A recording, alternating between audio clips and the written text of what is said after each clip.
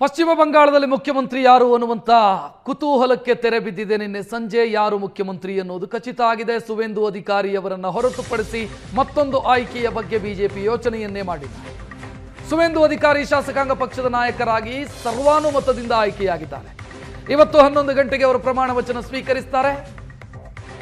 ಅಮಿತ್ ಶಾ ನಿನ್ನೆ ಘೋಷಣೆ ಮಾಡಿದ್ರು, ಎಲ್ಲ ಎಂಎಲ್ಎಗಳು ಸುವೇಂದು ಅಧಿಕಾರಿ ಹೆಸರನ್ನ ಹೇಳಿದ್ರು ಅಂತ ಸ್ಪಷ್ಟವಾಗಿ ಹೇಳಿದ್ರು. ಇವತ್ತು ಪ್ರಧಾನಿ ಮತ್ತು ಅಮಿತ್ ಶಾ ಅವರು ಜೊತೆಗೆ ಬಿಜೆಪಿ ಅಧಿಕಾರ ಇರುವಂತ ರಾಜ್ಯದ ಮುಖ್ಯಮಂತ್ರಿಗಳು ಕಾರ್ಯಕ್ರಮದಲ್ಲಿ ಭಾಗಿಯಾಗ್ತಾರೆ. ಸ್ವಲ್ಪ ಹೊತ್ತಲ್ಲಿ ಕಾರ್ಯಕ್ರಮ ಆರಂಭ ಆಗುತ್ತೆ. ಸುವೇಂದು ಅಧಿಕಾರಿ ಮುಖ್ಯಮಂತ್ರಿಯಾಗಿ ಪ್ರಮಾಣ ವಚನ ಸ್ವೀಕರಿಸುತ್ತಾರೆ. ಪಶ್ಚಿಮ ಬಂಗಾಳದ ಮೊದಲ ಬಿಜೆಪಿಯ ಮುಖ್ಯಮಂತ್ರಿ.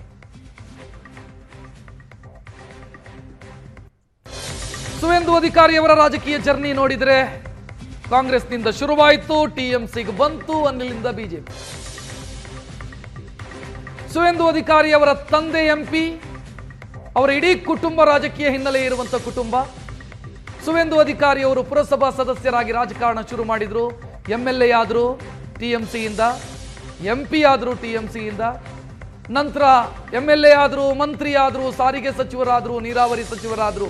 ಆ ನಂತರ ಅವರು ಟಿಎಂಸಿಯನ್ನ ಬಿಟ್ಟರು, ಬಿಜೆಪಿಗೆ ಬಂದು ಬಿಜೆಪಿಯಲ್ಲಿ ಎಂಎಲ್ಎ ಆದ್ರು, ವಿರೋಧ ಪಕ್ಷದ ನಾಯಕರಾದ್ರು. ಸದ್ಯ ಸುವೇಂದು ಅಧಿಕಾರಿ ಅವರ ಒಬ್ಬ ಸಹೋದರ ಬಿಜೆಪಿಯ ಎಂಪಿ, ಮತ್ತೊಬ್ಬ ಸಹೋದರ ಶಾಸಕ. ಮಾತನಾಡೋಣ. ನಾನು ಪ್ರಶಾಂತ್ ನಾಥ್ ಅವರನ್ನ ಕೇಳಬೇಕಾಗಿರೋದು, ಬಿಜೆಪಿ ಬದಲಾಗ್ತಾ ಇರುವಂತ ಮುನ್ಸೂಚನೆನಾ ಅಂತ ಒಂದು ಪ್ರಶ್ನೆ ಬರುತ್ತೆ. ಯಾಕಂತಂದ್ರೆ ಅಚ್ಚರಿಯ ಆಯ್ಕೆ, ಹೊಸಬರಿಗೆ ಅವಕಾಶ, ಇದನ್ನ ಹೊರತುಪಡಿಸಿ ಸುವೇಂದು ಅಧಿಕಾರಿ ವಿಚಾರದಲ್ಲಿ ರಿಸ್ಕ್ ತೆಗೆದುಕೊಳ್ಳಿಲ್ಲ. ಮತ್ತೊಂದು, ಬಿಹಾರದಲ್ಲಿ ಸಾಮ್ರಾಟ್ ಚೌಧರಿ ಅವರು ಮೂಲ ಬಿಜೆಪಿಗರಲ್ಲ, ಹಿಮಂತ್ ಬಿಸ್ವಾ ಶರ್ಮಾ ಮೂಲ ಬಿಜೆಪಿಗರಲ್ಲ. ಅವಕಾಶಗಳು ಮೂಲ ಬಿಜೆಪಿಗರಲ್ಲದವರಿಗೂ ಕೂಡ ಬಿಜೆಪಿ ಕೊಡ್ತಾ ಇದೆ. ಅಂದ್ರೆ ಬದಲಾಗ್ತಾ ಇರೋದ ಬಿಜೆಪಿ. ನೋಡಿ, ಒಂದು ದೊಡ್ಡ ರಾಷ್ಟ್ರೀಯ ಪಕ್ಷ ಹೊಸ ರಾಜ್ಯಗಳನ್ನು ಗೆಲ್ತಾ ಹೋದಂತೆ, ಇಲ್ಲ ನಾವು ಬರೀ ನಮ್ಮ ಮೂಲ ಇದ್ದವರಿಗೆ ಮಾತ್ರ ಅಧಿಕಾರವನ್ನು ಕೊಡ್ತೀವಿ ಅಂದರೆ ನಿಮಗೆ ಬೇರೆಯವರು ಬಂದು ಸೇರಿಕೊಳ್ಳೋದು ಆ ಪ್ರಮಾಣದಲ್ಲಿ ಇರಲ್ಲ. ಯಾಕಂದರೆ ಅವರು ರಾಜಕಾರಣವೇ ಒಂದು ಮಹತ್ವಾಕಾಂಕ್ಷೆಯ ಆಟ. ಮತ್ತು ಈಗ ಪಶ್ಚಿಮ ಬಂಗಾಳದಂಥ ರಾಜ್ಯದಲ್ಲಿ ನೀವು ಸರ್ಪ್ರೈಸ್ಗಳನ್ನು ಕೊಡಲಿಕ್ಕೆ ನಿಮಗೆ ಎಷ್ಟಿತ್ತು, ಯಾವಿದಾವಂತ ಆ ಪರಿಯ ಸರ್ಪ್ರೈಸ್ ಹೆಸರುಗಳು ಎಷ್ಟಿವೆ ಪಶ್ಚಿಮ ಬಂಗಾಳದಲ್ಲಿ. ಪಶ್ಚಿಮ ಬಂಗಾಳದಲ್ಲಿ ಏನು ಬಿ ಜೆ ಪಿ ಭಾಳ ಹಳೆಯ ಪಾರ್ಟಿ ಇದೆ, 30 ವರ್ಷ ಪಾರ್ಟಿ ಇತ್ತು. ಆದರೆ ನಾಳೆ ಅಧಿಕಾರವನ್ನು ಕೂಡ ನಡೆಸಿ ತೋರಿಸ್ಬೇಕು, ಅಡ್ಮಿನಿಸ್ಟ್ರೇಷನ್ ಎಕ್ಸ್ಪೀರಿಯನ್ಸ್ ಕೂಡ ಬೇಕಾಗತ್ತೆ. ಆ ರೀತಿಯ ಹೆಸರುಗಳು ಪಶ್ಚಿಮ ಬಂಗಾಳದಲ್ಲಿ ಇರಲಿಲ್ಲ. ಇದ್ದರು ಬಿ ಜೆ ಪಿಯ ರಾಜ್ಯಾಧ್ಯಕ್ಷ ಸಾರ್ಥಕ್ ಭಟ್ಟಾಚಾರ್ಯ ಇದ್ದರು. ಬಟ್ ಆವಾಗ ಸುವೇಂದು ಅಧಿಕಾರಿಯನ್ನು ಏನು ಮಾಡ್ತೀರಿ?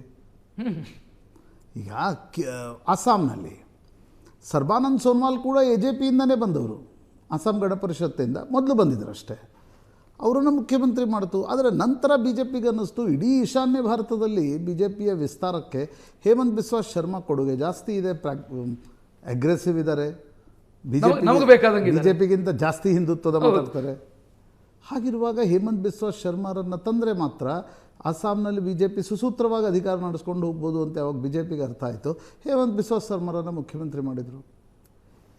ಈಗ ಬಿಹಾರದ ಬಗ್ಗೆ ನೀವು ಸಾಮ್ರಾಟ್ ಚೌಧರಿ ಹೇಳಿದ್ರಿ. ಅವ್ರ ತಂದೆ ಶಕುನಿ ಚೌಧರಿ ಲಾಲು ಪ್ರಸಾದ್ ಯಾದವ್ ಜೊತೆಗಿದ್ದರು. ಸಾಮ್ರಾಟ್ ಚೌಧರಿ ಬಿ ಜೆ ಪಿಗೆ ಬಂದ ಮೇಲೆ ಹಂತವಾಗಿ ಬೆಳೀತಾ ಬಂದರು. ಕೊನೆಗೆ ನಿಷ್ಠೆ ಎಷ್ಟಿದೆ ಅಂತಕ್ಕಂಥ ಪ್ರಶ್ನೆ ಕೂಡ ಹೈಕಮಾಂಡ್ಗಳಿಗಿರುತ್ತೆ. ಆ ಟೆಸ್ಟ್ನಲ್ಲಿ ಪಾಸ್ ಆದರೆ ನಿಶ್ಚಿತವಾಗಿ ಮುಖ್ಯಮಂತ್ರಿ ಆಯ್ಕೆ ಮಾಡಲಿಕ್ಕೆ ನಾವು ಹಿಂಜರಿಲ್ಲ ಅನ್ನೋದನ್ನು ತೋರಿಸುವುದರ ಮೂಲಕ ಯಾರ್ಯಾರು ಬಿ ಜೆ ಪಿಗೆ ಬರಬೇಕು ಅಂತೀರಿ, ನಾವು ನಮ್ಮಲ್ಲಿ ಅವಕಾಶ ಇದೆ ಅನ್ನೋದನ್ನು ಹೇಳುವ ಪ್ರಯತ್ನವನ್ನು ಕೂಡ ಮಾಡ್ತಾ ಇದೆ. ಇನ್ನೊಂದು, ಅಂತಿಮವಾಗಿ ನಿಮಗೆ ಬಿ ಜೆ ಪಿಯ ಸಂಘಟನೆ ಗಟ್ಟಿ ಇರುವ ರಾಜ್ಯದಲ್ಲಿ, ಫಾರ್ ಎಕ್ಸಾಂಪಲ್ ಮಧ್ಯಪ್ರದೇಶ್, ಮೋಹನ್ ಯಾದವ್ರನ್ನು ತಂದು ಮುಖ್ಯಮಂತ್ರಿ ಮಾಡಿದರು. ಬಿ ಜೆ ಪಿ ಎಷ್ಟೇ ನಷ್ಟ ಆದರೂ ಅದನ್ನು ಸರಿಪಡಿಸುವ ಶಕ್ತಿ ಬಿ ಜೆ ಪಿಗೆ ಅಲ್ಲಿದೆ. ಯಾಕಂದರೆ organisation is very strong. Kushabhau Thakre ಅವರಂಥ ಗಟ್ಟಿ ಜನ ಕಟ್ಟಿರ್ತಕ್ಕಂಥ ಒಂದು ಸಂಘಟನೆ ಇದೆ ಅಲ್ಲಿ ಮಧ್ಯಪ್ರದೇಶದಲ್ಲಿ. ಗುಜರಾತ್ನಲ್ಲಿ ನೀವು ಏನೇ ಪ್ರಯೋಗ ಮಾಡಿದ್ರಲ್ರಿ, ವಿಜಯ್ ರೂಪಾನಿನ ತಂದರು, ಅದಾದಮೇಲೆ ಈಗ ಭೂಪೇಂದ್ರ ಪಟೇಲ್ ಇದ್ದಾರೆ, ಅವರೇನು ಭಾಳ ಪ್ರಸಿದ್ಧ ಲೀಡರ್ ಅಲ್ಲ, ಬಟ್ ಬಿ ಜೆ ಪಿಗೆ ಸಂಘಟನೆಯ ಬಲ ಇದೆ, ಬಿ ಜೆ ಪಿ ಅದನ್ನು ದಕ್ಕಿಸ್ಕೊಳ್ಳುತ್ತೆ. ರಾಜಸ್ಥಾನದಲ್ಲಿ ಭಜನ್ ಲಾಲ್ ಶರ್ಮಾರನ್ನು ಮಾಡಿದರು, ಫಸ್ಟ್ ಟರ್ಮ್ MLA ಅವರು. ಅವರೇನು ಭಾಳ ಅಡ್ಮಿನಿಸ್ಟ್ರೇಷನ್ ಗೊತ್ತಿರಲಿಲ್ಲ, ಬಟ್ ಬಿ ಜೆ ಪಿಗೆ ಅಲ್ಲಿ ಸಂಘಟನೆ ಇದೆ, ಬಿ ಜೆ ಪಿ ಅದನ್ನು ದಕ್ಕಿಸ್ಕೊಳ್ಬೋದು. ಈಗ ಬಿಹಾರ್ ಇದೆ, ಬಿಹಾರದಲ್ಲಿ ನೀವು ನಿತೀಶ್ ಕುಮಾರ್ಗೆ ಪರ್ಯಾಯವಾಗಿ ಯಾರನ್ನಾದರೂ ತರಬೇಕಾದ್ರೆ ನೀವು ಆ ಸ್ಟೇಚರ್ ಮತ್ತು ಆ ಕ್ಯಾಲಿಬರ್ ಇರ್ತಕ್ಕಂಥವ್ರನ್ನ ತರದೇ ಹೋದರೆ ನೀವು JDUನ ಕರ್ಕೊಂಡು ಸರ್ಕಾರವನ್ನು ನಡೆಸಬೇಕು. ಎಸ್, ತೇಜಸ್ವಿ ಯಾದವ್ರನ್ನು ಎದುರಿಸಿ ಸರ್ಕಾರ ನಡೆಸಬೇಕು. ಅಸ್ಸಾಂನಲ್ಲಿ ಇವತ್ತೇನು ಅಧಿಕಾರದ ಹಿಂಗೆ ಪೀಕಲ್ಲಿದೆ, ನೋಡ್ತಾ ನೋಡ್ತಾ ಬಿದ್ದೋಗ್ಬೋದು BJP ಒಂದು ವೇಳೆ ಗಟ್ಟಿ ನಾಯಕತ್ವ ಇಲ್ಲದೆ. ಪಶ್ಚಿಮ ಬಂಗಾಳದಲ್ಲೂ ಕೂಡ ಮಮತಾ ಬ್ಯಾನರ್ಜಿ ಎದುರುಗಡೆ ಇರ್ತಾರೆ, ಅವ್ರೇನು ಮನೇಲಿ ಕೂತ್ಕೊಳ್ಳಲ್ಲ. ಮಮತಾ ಬ್ಯಾನರ್ಜಿ ಈಗ ಅಧಿಕಾರ ರಚನೆ ಆಗಲಿ ನೋಡಿ, ದಿನವೂ ಕೂಡ ಬೀದಿಗೆ ಬಂದು ಹೋರಾಟವನ್ನು ನಡೆಸ್ತಾರೆ. ಅವರನ್ನು ಎದುರಿಸುವ ಗಟ್ಟಿ ನಾಯಕತ್ವ ಬೇಕಲ್ಲ.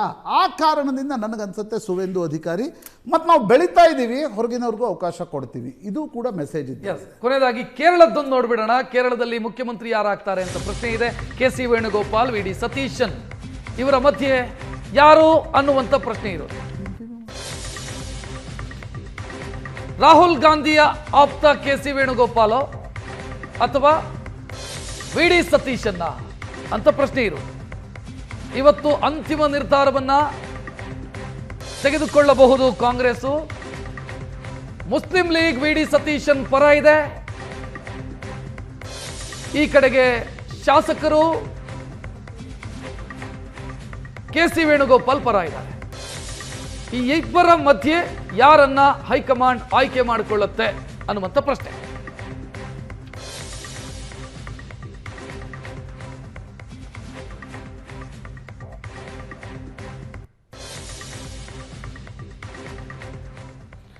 ಕೇರಳದಲ್ಲಿ KC ವೇಣುಗೋಪಾಲ್ ಅವರನ್ನ ಆಯ್ಕೆ ಮಾಡೋದಕ್ಕೆ ಶಾಸಕರು ಬಯಸ್ತಾ ಇದ್ದಾರೆ, ಅಥವಾ ಶಾಸಕರ ಬೆಂಬಲ ಅವರ ಪರವಾಗಿ ಜಾಸ್ತಿ ಇದೆ. ಜಾಸ್ತಿ ಟಿಕೆಟ್ KC ವೇಣುಗೋಪಾಲ್ ಹಂಚಿದ ಹಾಗೆ ಟಿಕೆಟ್ಗಳು ಹೋಗಿವೆ. KC ವೇಣುಗೋಪಾಲ್ ರಾಹುಲ್ ಗಾಂಧಿಗೆ ಆಪ್ತರು, ಹೀಗಾಗಿ ಶಾಸಕರ ಬೆಂಬಲ ಸಹಜವಾಗಿ KC ವೇಣುಗೋಪಾಲ್ಗೆ ಜಾಸ್ತಿ ಇದೆ. ಬಟ್ KC ವೇಣುಗೋಪಾಲ್ರನ್ನು ಕಾಂಗ್ರೆಸ್ ಹೈಕಮಾಂಡ್ ಮುಖ್ಯಮಂತ್ರಿಯಾಗಿ ಕಳಿಸ್ತಾ ಇಲ್ವಾ ಅನ್ನೋದು ದೊಡ್ಡ ಪ್ರಶ್ನೆ. ಯಾಕಂದರೆ ಅಲ್ಲಿ ಮಲ್ಲಿಕಾರ್ಜುನ್ ಖರ್ಗೆ ರಾಷ್ಟ್ರೀಯ ಅಧ್ಯಕ್ಷರು ಬಿಟ್ಟರೆ ಸಂಘಟನಾ ಕಾರ್ಯದರ್ಶಿ ಆಗಲಿಕ್ಕೆ ಯಾರಾದರೂ ಹೆಸರಿದೇನಾ ಕಾಂಗ್ರೆಸ್ ಬಳಿ? ರಾಹುಲ್ ಗಾಂಧಿ ಒಪ್ತಾರಾ?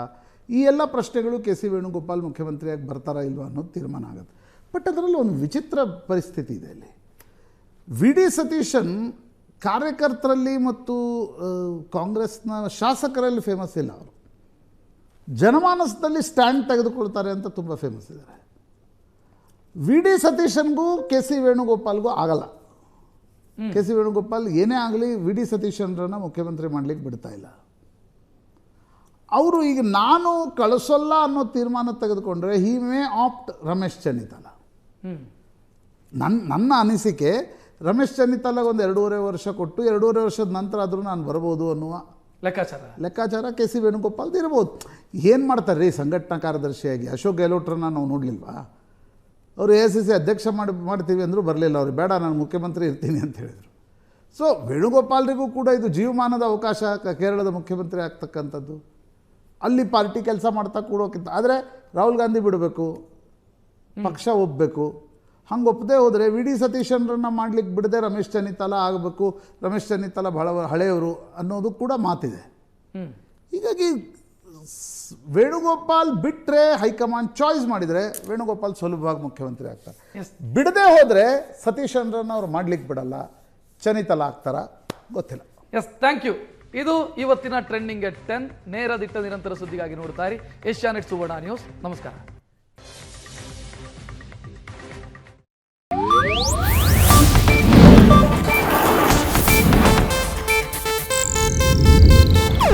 ಇದು ಏಷ್ಯಾನೆಟ್ ನ್ಯೂಸ್ ನೆಟ್ವರ್ಕ್ ಪ್ರಸ್ತುತಿ.